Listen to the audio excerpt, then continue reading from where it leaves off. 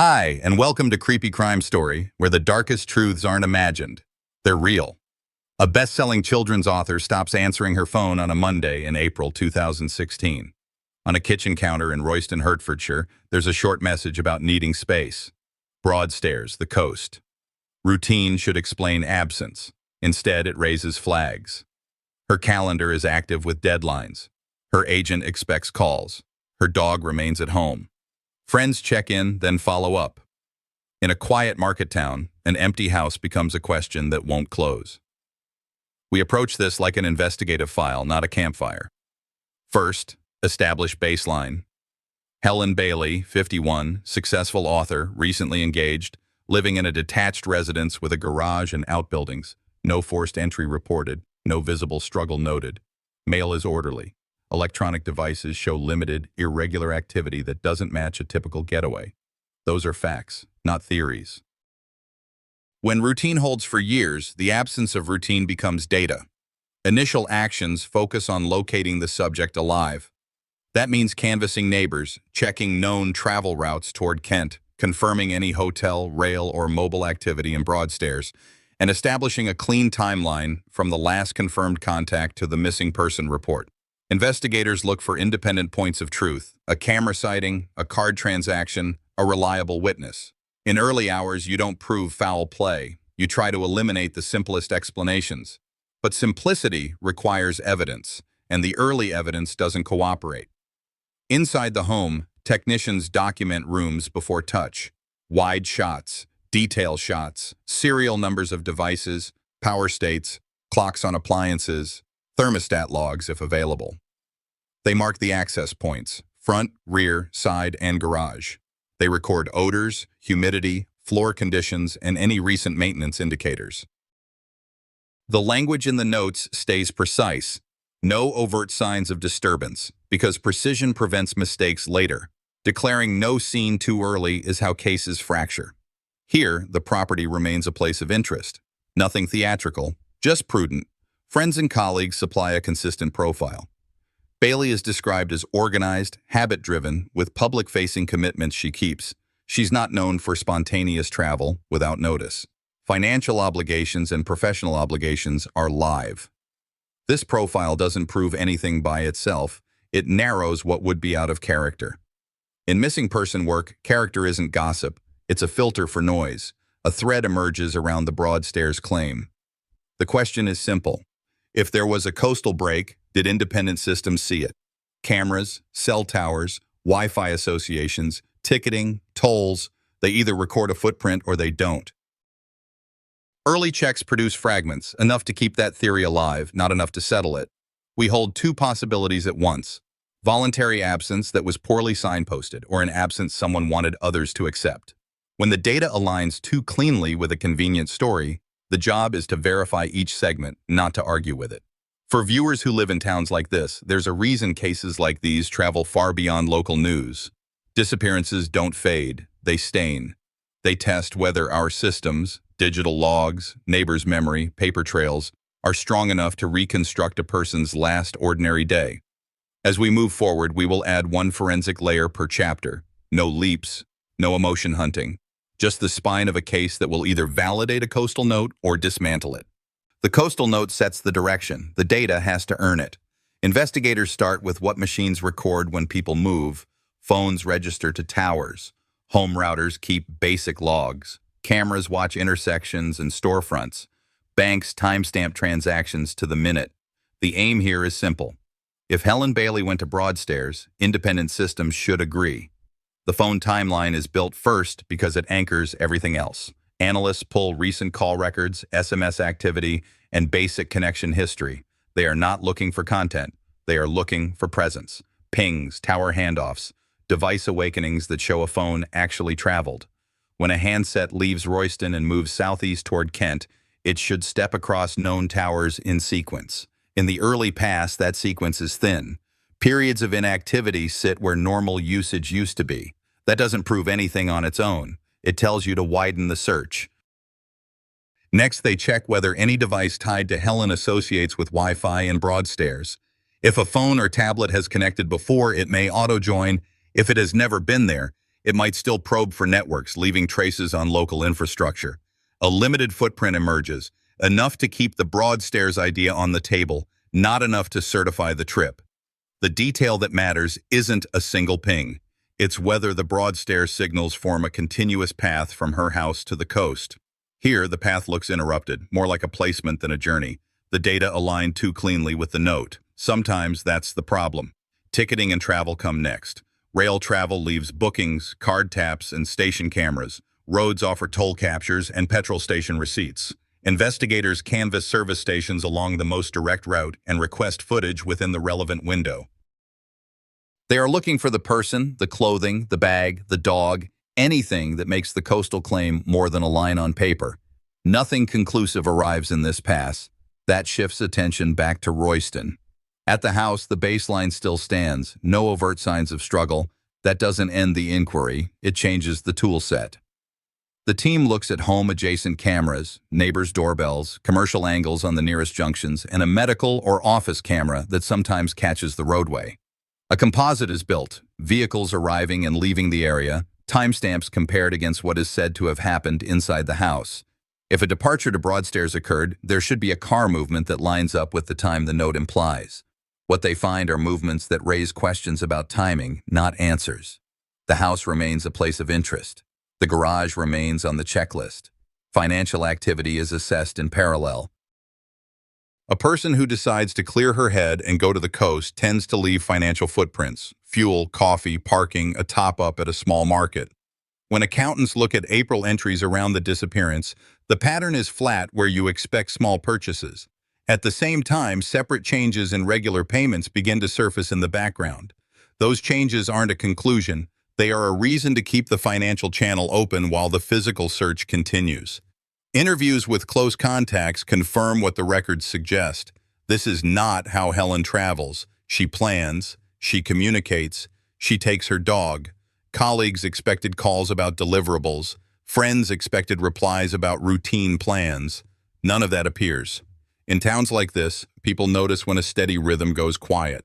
The humanitarian point is direct. When a person with strong routines drops out, you take it seriously early, because the window to find them well is narrow. Broadstairs is not discarded. It is tested again, this time as a staging hypothesis rather than a destination. Could a device or an account be moved to seed the story? If so, what else had to be true? Who had access? How long would it take? What route would avoid cameras? And why would the dog be left behind? The team maps those had-to-be-true steps and measures them against what the logs will bear. The more steps that rely on convenience rather than verifiable movement, the colder the coastal theory becomes. By the end of this phase, the file has a spine. Absence of a clean travel corridor, an inconsistent device trail, no validated third-party sightings that put Helen at the seaside, and a home that remains under careful documentation. We are not declaring a crime scene. We are declaring that the primary question has shifted. Less, did she go? And more, who wanted us to believe she went? That is where the work goes next. Search teams return to the Royston address with a tighter mandate, document the property from curb to foundations, and decide whether the house itself can answer what the travel data could not. The approach is procedural. Exterior first, then entry points, then rooms in a fixed order, then utility runs and any below-grade structures. The aim is not to declare a crime scene, it is to preserve the option if the evidence earns it. The exterior pass establishes baselines. Fences intact, gates functional, vegetation undisturbed. Vehicles present are photographed in place, plates recorded, odometers noted. Technicians log times for all imagery and capture weather conditions because they affect trace transfer.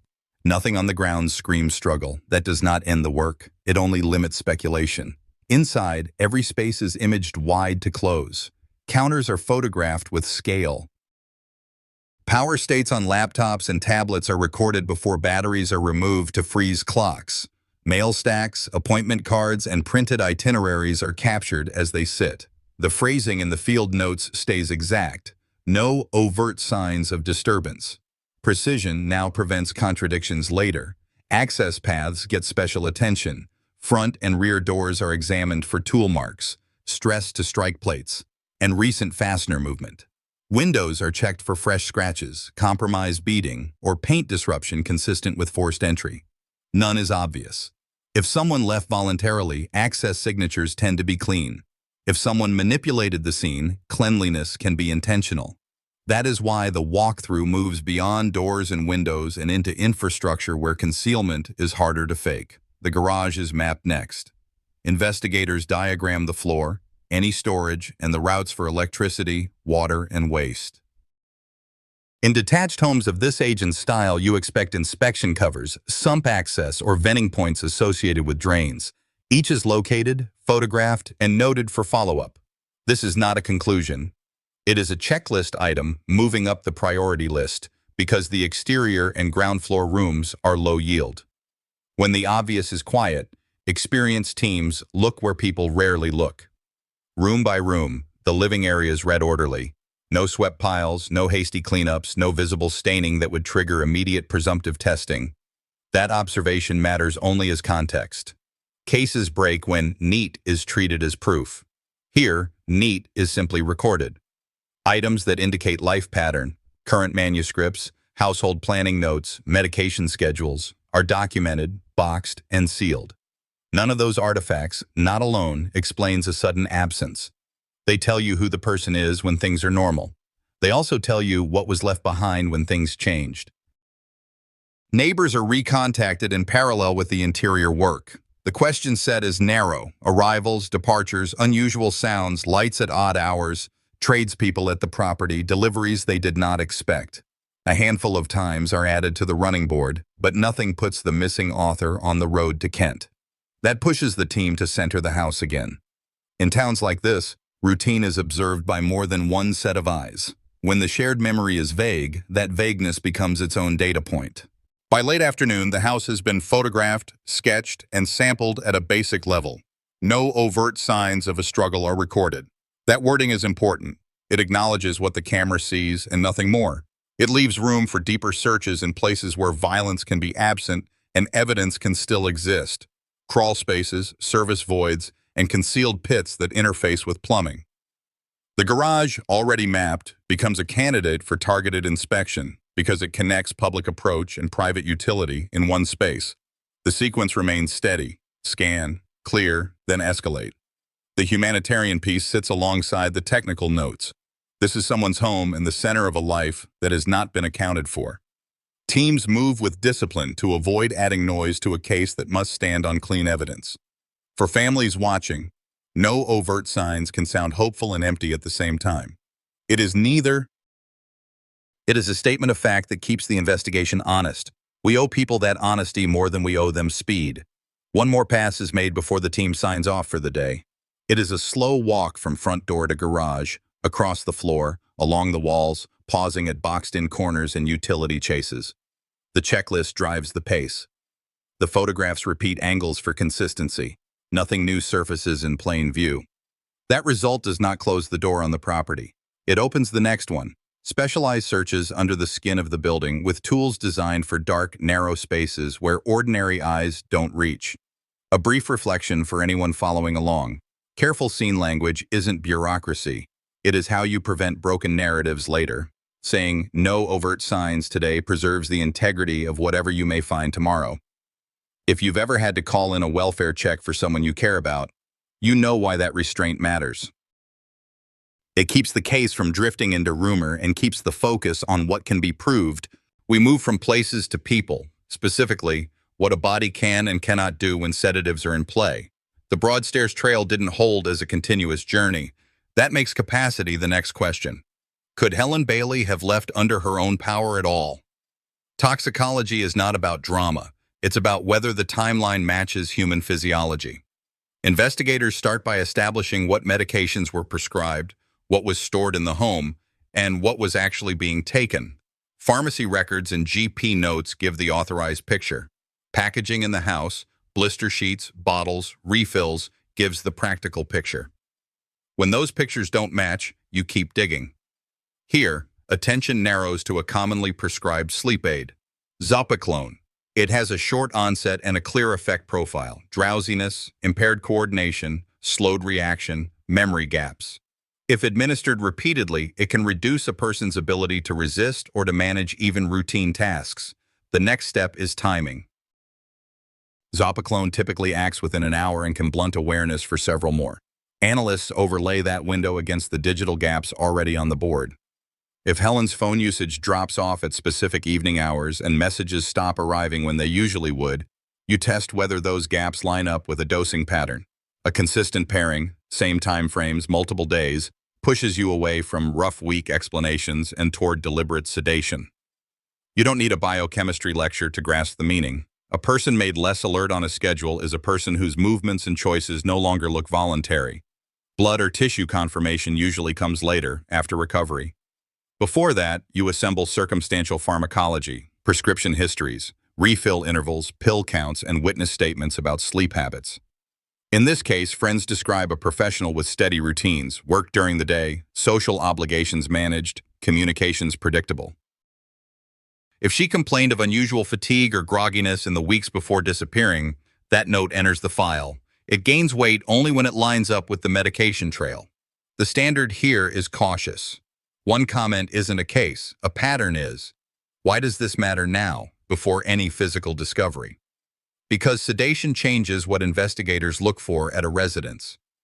If someone is drowsy, they are less likely to take the dog, less likely to drive at night, less likely to execute a spur-of-the-moment trip. It also changes how you interpret the orderly house. A calm room isn't proof of a calm evening. A person can be incapacitated without leaving the marks people expect from a struggle. That's why the scene language stayed narrow in earlier work. It had to. There's also the question of access. Sleep medication doesn't move on its own. Who had the opportunity to present it? Who would benefit if Helen's capacity was reduced? These are not accusations, they're operational prompts. You map access to the kitchen, to beverages, to any nightly routine. If a partner, visitor, or caregiver is in the picture, you chart their hours and movements. If the person who helped themselves to refills had the means to control dosage, you document that too. Again, no leap, just a route from the bottle to the bloodstream and the windows of time it would affect. Digital evidence remains relevant even in a pharmacology chapter. A sedated person texts less, scrolls less, calls less, and moves less. If, on a given night, a handset shows minimal interaction, while another device on the same network remains active, you note that split. If the home router log shows a late-night session when the primary user's device is idle, it suggests someone else was awake and using a different machine. Those facts become more meaningful when the medication timeline supports a reduced capacity window for Helen. A brief note on dignity. Discussing a person's medical state isn't comfortable, but it is necessary when their autonomy may have been taken. The goal isn't to pathologize, it's to respect reality.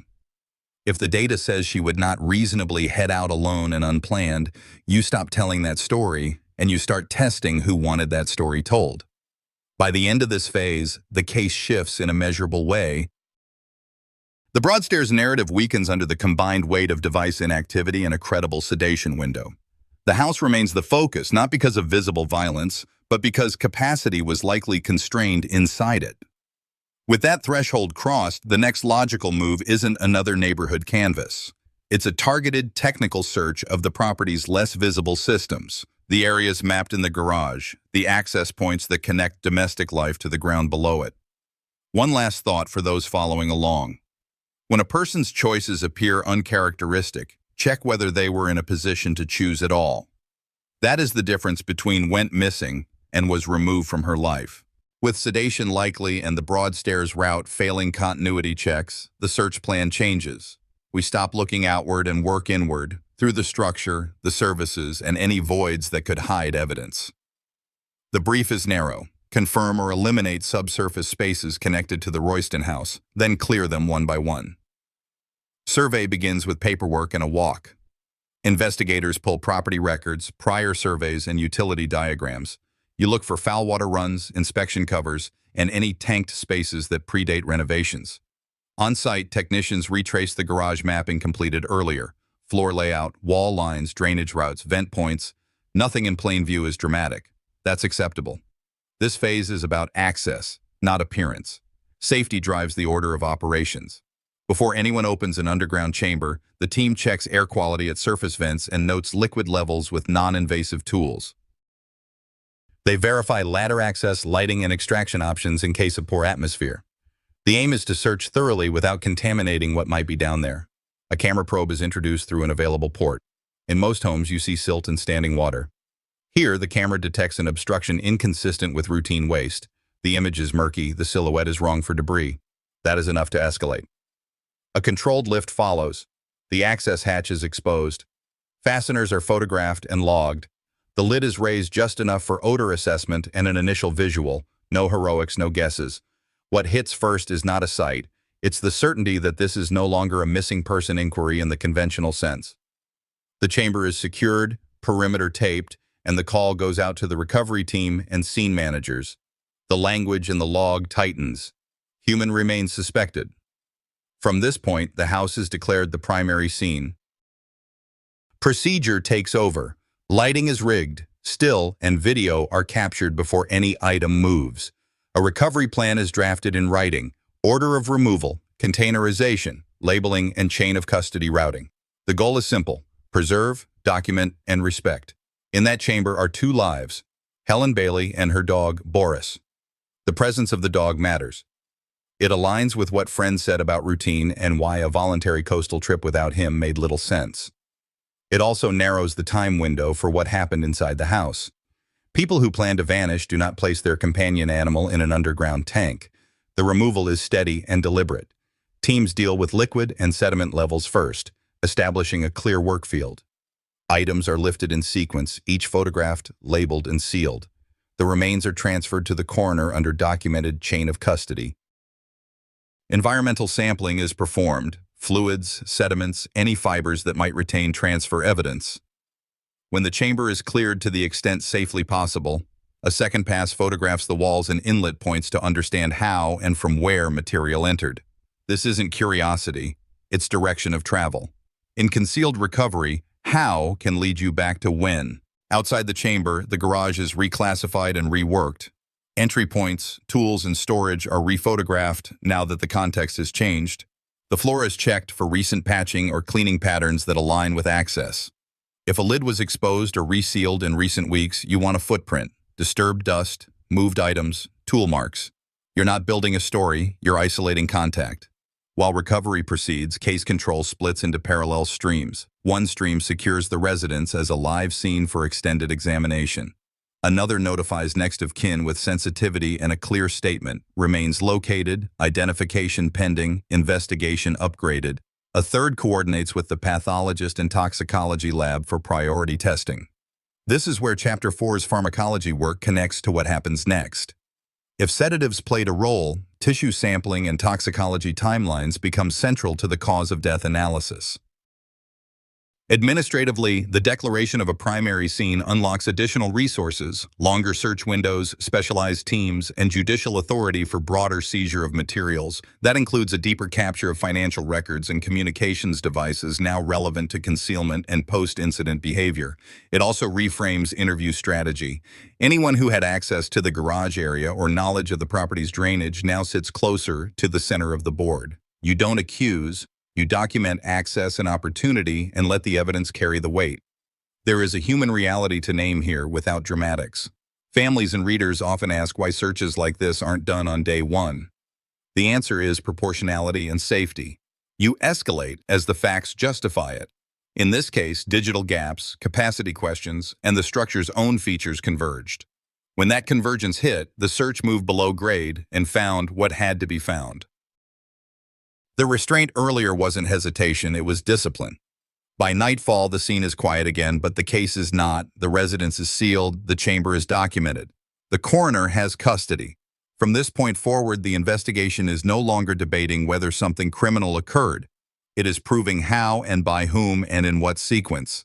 The next step is clinical: post-mortem findings and lab results to anchor cause and timeline. Then a reconstruction that pairs those findings with device logs and movements already on file. The scene is secured, the cesspit documented, and custody transferred. Now the case needs 2 things only the post-mortem can deliver: cause of death and a workable clock. Without those, the digital gaps in the house search are just context. The pathologist's brief is narrow. Identify injuries consistent with an asphyxial death, note what is absent, no defensive pattern, no major skeletal trauma, and recover biological samples suitable for toxicology. Time in a concealed chamber complicates testing, but it doesn't erase pharmacology. In this case, results support what the file has been pointing to: zopiclone exposure consistent with repeated dosing before death, and physical findings in line with smothering suffocation, not a spontaneous medical event. That combination does two things at once. It explains the low-energy routine in the weeks before disappearance, and it locks the manner of death to homicide. Clockwork matters more than drama. Toxicology gives an active window, hours when a sedated adult would be drowsy, disoriented, or asleep. The pathologist pairs that window with stomach contents, decomposition markers, and the rough interval between last known contact and death. Investigators lay those numbers next to the device timeline already on the board. Phone activity tails off at predictable evening hours. Messages stop when they typically would continue. There is no credible travel corridor to Kent. The medical clock and the digital clock agree. That alignment narrows the likely time of death to a late evening period at the Royston address. The recovery of Boris, her dog, is part of that clock. It is not a flourish, it is corroboration. If the victim was incapacitated inside the house, a loyal dog often stays close. Placing both remains in the same chamber is consistent with a single sequence: sedation, smothering, concealment. The post-mortem does not guess at motive. It just shows how a person's agency was removed and when it most likely happened. With cause and window established, the file moves from whether to who had opportunity. That question is not answered in the mortuary. It is answered by comparing the window to access. Who was present or could enter the property during the relevant hours? Whose devices remained active when the victims went quiet? Whose statements about movements survive a timestamp check now that the pathologist has fixed the frame? Medical findings also change charging posture. A death by smothering, preceded by chemical sedation, is active violence layered over control. It supports counts beyond homicide: obstruction of a lawful burial, concealment in the chamber, and perverting the course of justice, if false narratives were advanced to mislead. Those decisions belong to prosecutors, but they rely on this foundation: a body that speaks through damage and chemistry when everything else is noise. There is one more reason to be disciplined about language. Families deserve certainty, not theory dressed as certainty. Saying consistent with smothering after zopiclone exposure is restrained and exact. It protects the integrity of the trial that will follow and the sentence that will stand years later. In towns like Royston, that restraint matters. Justice lasts longer when the words do. The post-mortem report closes with a clear bottom line: homicide by smothering, sedation with zopiclone in the period leading up to death, and no evidence of a voluntary departure to Broadstairs. Investigators now have a medically anchored window that maps onto the device log and the house-based opportunity. The next move is not another sweep of the neighborhood. It is to examine money and post-incident behavior, what changed in accounts, standing orders, and planned asset sales when the victim could no longer act for herself. Once the post-mortem fixes manner and window, the next file on the table isn't a lab report, it's a ledger. When a person can no longer act for herself, money often shows who tried to act in her name. The brief is straightforward. Identify changes to regular payments, sudden transfers, and any attempts to access or realize the victim's assets after the disappearance window. Accountants start with baselines. They chart Helen Bailey's usual standing orders, mortgage or utility outflows, typical card spend, and income events tied to book contracts. The pattern before April 2016 is steady: scheduled payments in the hundreds, household bills as expected, discretionary purchases that track an organized professional life. After she goes silent, entries out of character appear. A standing order uplift, thousands per month rather than hundreds, hits a shared channel. That's not a rounding error, it's a decision. Investigators timestamp the changes and park them next to the medical clock. The estate picture matters because it defines motive in pounds, not adjectives. Helen's assets, home, investments, royalties, put total exposure in the multi-million bracket, roughly 3.4 million. Financial investigators look for steps that move those assets: emails to brokers or solicitors, valuation requests, or efforts to accelerate a property sale. When those steps line up with the period after she stops communicating, the motive theory firms up. A person who is away to clear her head rarely triggers accelerated monetization of her estate. Parallel checks target access. Who used her cards after the disappearance? Were there ATM attempts, online banking logins from familiar IPs, or requests to reset credentials? The goal here is to separate routine domestic management from exploitation. If the same device that stayed active on the home network during the sedation window also interfaces with her accounts or changes standing orders, investigators document that overlap. It's not rhetoric, it's correlation. Investigators also revisit statements previously offered to police and friends. If a narrative emphasizes a voluntary break to the coast, then the money should support the idea of absence, not benefit from it. When payments into a joint sphere jump dramatically and personal accounts are touched in ways the victim didn't authorize, the story and the spreadsheets diverge. That divergence is evidence in its own right, clean, dated, and independent of memory. The asset lane isn't just about scale, it's about speed. Emails to expedite sales, calls to insurers, or applications that name the missing person's status can indicate intent to unlock value sooner rather than later. Where those actions exist, they are paired to the day with phone records, router logs, and the fixed medical window. The picture that emerges is not a single red flag, it's a row of them advancing in sequence: silence, uplift, acceleration. None of this replaces cause of death. And it explains why the risks were taken. Money moves like these are rarely impulsive. They require planning, access, and confidence that the person whose name funds the transaction will not walk through the door and ask questions. That is why financial work is placed after the post-mortem in this narrative. The medical window gives the money a context, and the money gives the medical findings a reason. There's a human point to make without dramatics. Financial exploitation compounds harm. Families expect answers. What they often receive first is a bank statement that doesn't make sense. If you've ever helped an older relative review accounts, you know the power of a date and a line item. They speak clearly when nothing else does. Here, they help define intent. With these findings, the case posture shifts again. Prosecutors can now argue a coherent chain. Sedation and smothering fix the how, concealment fixes the where, financial acceleration fixes the why.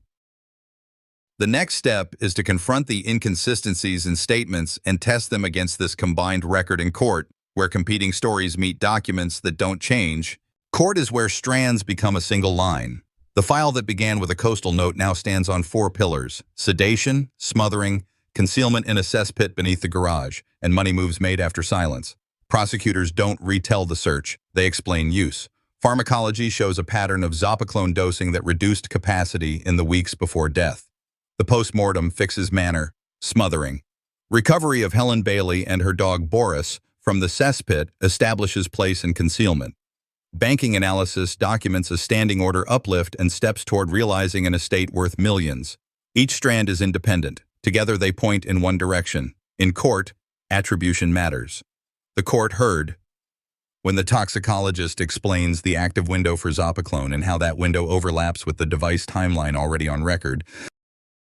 Prosecutors said, when the financial expert lays out dates on which payments spiked, and why that spike is incompatible with an author who supposedly stepped out to the coast. The crime scene manager testifies to the recovery sequence beneath the garage and why the chamber's condition is consistent with deliberate concealment. None of it relies on memory alone. Dates, logs, and physical recovery lock one another. Defense themes are noted and tested: claims of a voluntary break, suggestions of third-party involvement, a home without overt signs of a violent struggle. The state doesn't argue against a clean room, it argues from the absence of capacity and the presence of concealment. A sedated adult is less likely to travel unannounced. A cesspit is not a place reached by accident. Money does not move itself into higher payments. The judge instructs the jury on drawing reasonable inferences when independent strands agree: chemistry, medicine, scene processing, and finance. The charge list is clear: murder alongside counts that speak to what happened after the killing, obstructing a lawful burial, and actions that misled the investigation. Jurors are told to decide on evidence, not sympathy. They return with a single answer. February 22nd, 2017, guilty of murder. February 23rd, 2017, life imprisonment with a minimum term of 34 years. The sentencing remarks are concise. Premeditation shown by drugging, breach of intimate trust, concealment at the victim's own home, and the calculated financial advantage that followed. This is the one ending of the Royston case. It sits on dates that do not move and records that do not change. There is a coda that belongs here because it explains why investigators looked backward after the verdict. Diane Stewart, the first wife, died in 2010. Following the Helen Bailey conviction, police re-examined that death. In February 2022, a jury found him guilty of Diane's murder. In July 2022, the Court of Appeal adjusted that sentence to life with a 35-year minimum. Those proceedings are separate. They do not alter Helen's outcome. Her sentence remains life with a 34-year minimum. Cases like this carry a practical message that doesn't need a speech. Repeated unexplained drowsiness is a red flag. A sudden change in standing orders can be as loud as a broken lock. Device inactivity, when it departs sharply from routine, is more than having a quiet week. If you notice patterns like these around someone you love, write them down, time and date them, and speak up early. Precision is not cold, it is protective. Families deserve to remember who a person was before the worst day. Helen Bailey was a working writer with readers who knew her by the world she built. The investigation that followed her disappearance was careful because it had to be.